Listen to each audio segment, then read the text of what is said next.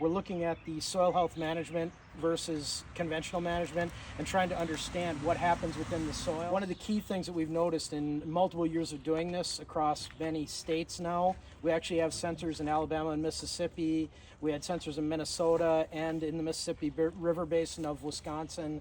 And then, of course, right now we've got the Great Lakes Basin. We've got 12 comparisons, 24 farms, basically from here going down to Jackson and then going all the way back up the other side of Lake Winnebago to Manawa. So we're all over with comparisons.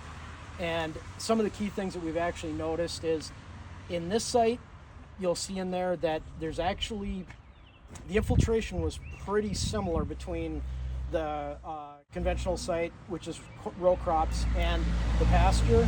But we did also notice that they were hitting 40% volumetric water content, which is an indication that the crop site was actually standing water.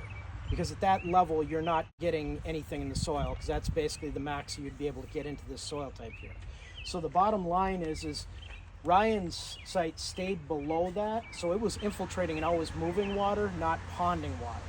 So there's the benefit there, even though the data kind of shows that they both infiltrated. Now, one of the other weird things that happened here, but we've been seeing this in a few of the conventional tilled sites, is there is actually more organic carbon in the conventional site than Ryan's pasture, which shocks us a little bit. We don't really understand what's going on there, but we're seeing it at a few places. That's why we do this research. We don't know exactly what's going on.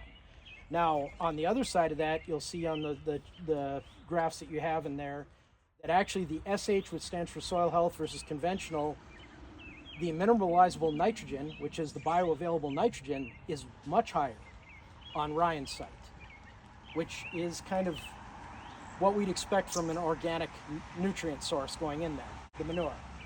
So now the other thing is the aggregate stability with no tillage is much better at Ryan's site, which that should increase actual infiltration.